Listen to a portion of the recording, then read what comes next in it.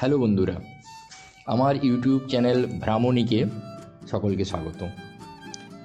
এবারের ছট পুজোতে আমরা বেরিয়ে এসেছিলাম চটকপুর, সেই সঙ্গে দার্জিলিং, লেপচা জগৎ, তিনচুলে, তাগদা ও লামাহাটা, মাত্র 3 দিনে।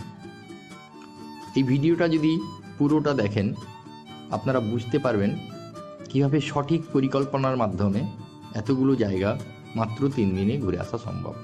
আমি আপনাদের কাছে আমার অভিজ্ঞতা শেয়ার করব, সেই সঙ্গে সঙ্গে যে সমস্ত সমস্যা আমি ফেস করেছি সেগুলো জানাবো। এতে করে পরবর্তী পরিকল্পনার সময় আপনাদের অনেক সুবিধা হবে। বেড়াতে গেলে আমরা সকলেই চাই খরচা কমাতে। খরচা কমানোর সবচেয়ে ভালো উপায় হলো কি? গাড়ি ভাড়া কমানো। আর গাড়ি ভাড়া কমাতে গেলে আপনাদের কী করতে হবে না, শেয়ার গাড়িতে যেতে হবে অথবা স্টেট বাসে যেতে হবে। দার্জিলিং যাওয়ার শেয়ার গাড়ি পাওয়া যায় এনজেপি থেকে, কিন্তু একটাই সমস্যা, শেয়ার গাড়ি বেলা 10টার পরে একদম অনিয়মিত হয়ে যায়। আমি পাইনি, খুব সমস্যা হয়েছিল। তো সেই জন্য কী করতে হবে, আপনাদের সকলকেই সকাল 10টার মধ্যে ওখানে পৌঁছাতে হবে। এর জন্য আমি 3টে গাড়ি সাজেস্ট করছি। 15959 Kamrup express, 13147 Uttarbanga express, 12343 Darjeeling mail. এরা খুব তাড়াতাড়ি এনজেপি পৌঁছে দেয়। এছাড়াও আপনারা এনজেপি থেকে শেয়ার অটোতে করে শিলিগুড়ি চলে যেতে পারেন, সেখান থেকে স্টেট বাস পাবেন। স্টেট বাস ভাড়া নেয় 110 টাকা, অনেকটাই সাশ্রয় হয়। যদি আপনারা কাঞ্চনকন্যা এক্সপ্রেস ধরেন 13149 সবচেয়ে ভালো হয়, কেননা কি এইটা শিলিগুড়ি পৌঁছে দেয় 8:35 সরাসরি, ফলে সেখান থেকে স্টেট বাস ধরতে পারবেন। কিন্তু একটা কথা মনে রাখবেন, স্টেট বাস বেলা 12টার পরে অনিয়মিত হয়ে যায়, পাওয়া যায় না। ফেরার সময়ও তাই, ওখান থেকে দার্জিলিং থেকে 3:30টার পরে স্টেট বাস পাওয়া যায় না, এটাও আপনাদের মনে রাখতে হবে। আরেকটা কথা খেয়াল রাখতে হবে, শেয়ার গাড়িতে গেলে ভাড়া নেয় 500 টাকা। আমার কাছে 500 টাকা চেয়েছিল ছট পুজো বলে, অন্য সময় 400 টাকা। কিন্তু আপনাকে দার্জিলিংয়ে যা ভাড়া ততটাই দিতে হবে। আমরা চটকপুর গেছি, নেমেছি সোনাদা, তাতে কিন্তু আমাদের ভাড়া কম হয়নি।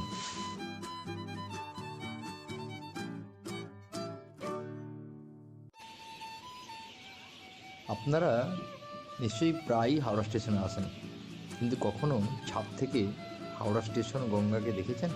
নিশ্চয়ই না। দেখলে দেখবেন খুব অপূর্ব সুন্দর দৃশ্য। আমরা অনেক তাড়াতাড়ি হাওড়া স্টেশনে পৌঁছে গিয়েছিলাম, ট্রেন 9টায় ছিল, তাই দেখলাম। আপনারাও দেখুন। আমাদের ট্রেন হলো গরিব রথ, রাত 9টায় ছাড়ার কথা, রিশিডিউলড হয়ে 12টায় ছাড়বে। কলকাতা স্টেশনে এলাম।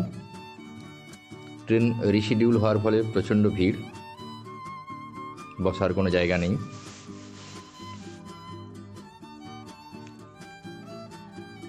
ট্রেন প্ল্যাটফর্মে দিয়েছে, আমরা এগিয়ে চলেছি। এতে বেডরোল খুব খারাপ দেয়, হয়তো এই ট্রেনটা লেট ছিল তাই।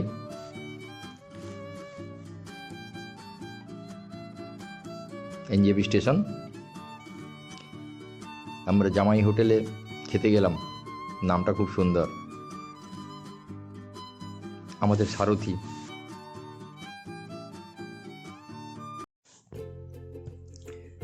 আমরা সোনাদা পৌঁছালাম। সোনাদা দিয়ে আমরা চটকপুর যাব। আমাদের গাড়ির ড্রাইভার দাদা এখানেই আসবেন বলেছেন। আমরা এই মনাস্ট্রির সামনে ওয়েট করছি ওনার জন্য। সোনাদার উচ্চতা 1875 মিটার, বেশ সুন্দর জায়গা, জমজমাট। সুন্দর একটা মনাস্ট্রি আছে, দেখতেই পাচ্ছেন। ওর সামনে দিয়ে টয় ট্রেনের লাইন চলে গেছে, একটা স্টেশনও আছে, অনেকগুলো হোমস্টে আছে শুনলাম, ইচ্ছে হলে একদিন থাকাই যায়।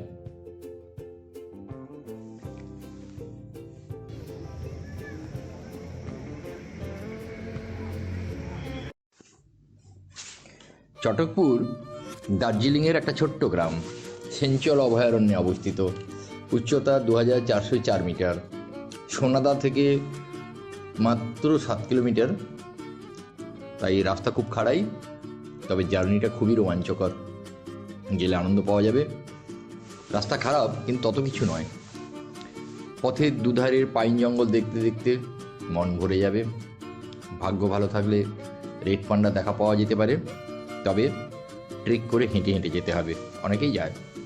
এই অরণ্য হচ্ছে রেড পান্ডার অভয়ারণ্য।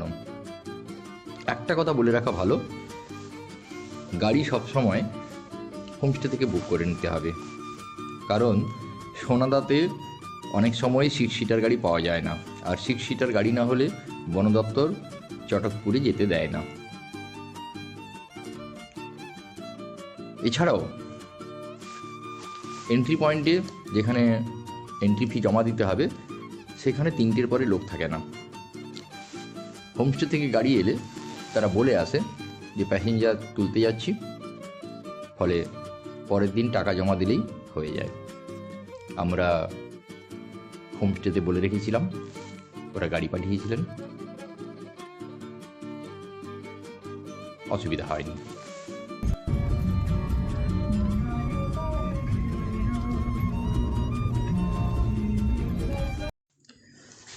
আমাদের হোমস্টের নাম নারবু হোমস্টে, বেশ সুন্দর। আকাশ মেঘ দেখে মন খারাপ হয়ে গেছিল, কিন্তু হোমস্টে দেখে ভালোই লাগলো।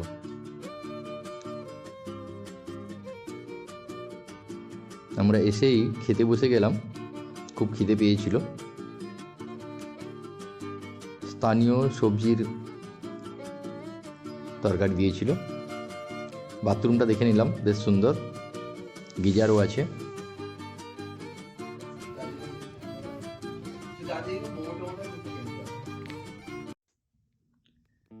চারিদিক কুয়াশায় ভরে গিয়েছে, ফলে সূর্যাস্ত দেখতে পাইনি।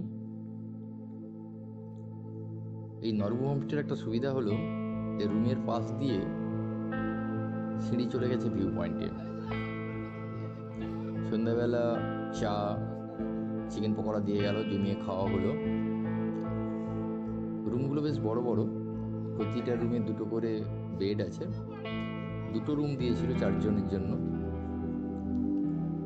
খাটগুলো এত বড়, আমরা একটা রুমেই 4 জন ছিলাম, কোনো অসুবিধা হয়নি।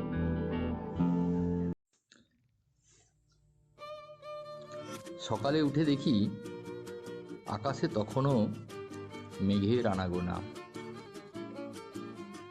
মনটা খারাপ হয়ে গেল। গতকাল পাশের হোমস্টে বলছিল যে ওরা গতকালও সূর্যোদয় দেখতে পায়নি মেঘের জন্য। তবে জায়গাটা এত সুন্দর, বসে থেকেও সময় কাটিয়ে দেওয়া যায়। তবু আমরা ভিউ পয়েন্টে এলাম, এসে দেখি প্রচুর পাইনের চারা বসিয়েছে বন দপ্তর থেকে। দেখা যাক সূর্য ওঠে কিনা।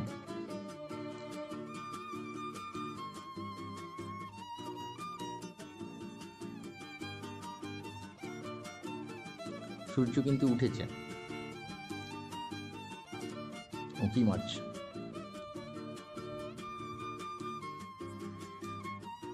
মেঘের আড়াল থেকে কাঞ্চনজঙ্ঘাও উঁকি মারছে।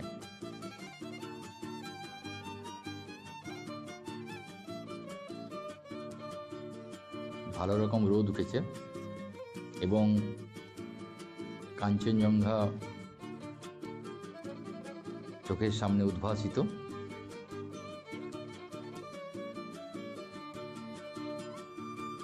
যদিও সাঙ্গপাঙ্গরা সেভাবে আসেনি।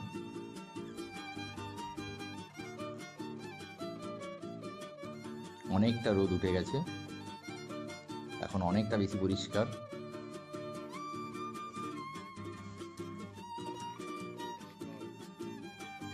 আহা, কি হেরিলাম! ঘুমন্ত বুদ্ধ, পাঁজরাগুলো যেন দেখা যাচ্ছে।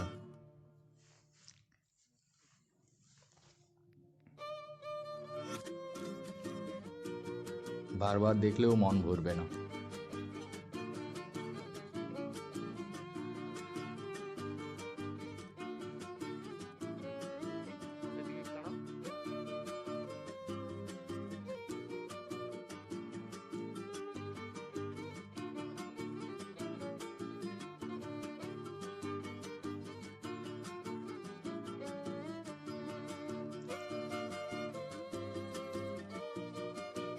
প্রচুর রোদ উঠেছে, অনেকটা বেলা হয়ে গেছে। একটা ঘেরা জায়গা আছে বসার জন্য, আমরা সবাই বসেছিলাম, সবাই ক্যামেরা বাগিয়ে বসে আছে।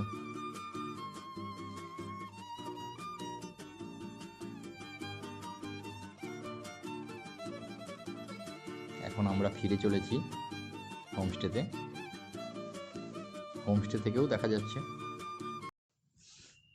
হোমস্টের সামনে বসে কাঞ্চনজঙ্ঘার সামনে চা খাওয়া হলো, খুব তৃপ্তি করে, খুব ভালো লাগলো। সামনের পাইন বনে একটা পবিত্র পুকুর আছে, 2 কিলোমিটার রাস্তা, অনেকেই ট্রেক করে যায়।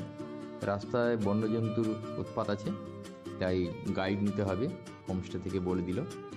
আমরা যাইনি, কেননা আমাদের আজকে চলে যাওয়ার পরিকল্পনা আছে।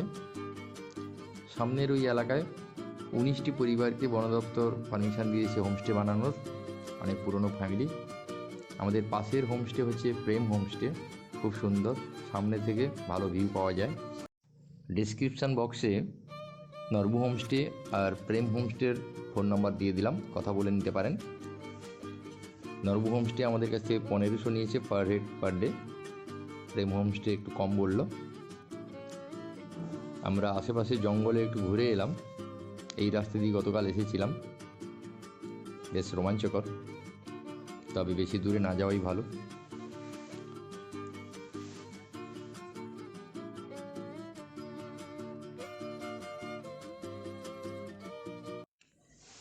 পাহাড়ের এই উচ্চতায় জীবন বড়ই কঠিন।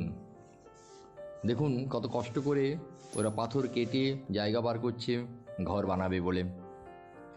এখানে হোমস্টের খরচ একটু বেশি, কিন্তু এইসব দেখলে আর মনে হয় না সেই খরচটা খুব বেশি বলে।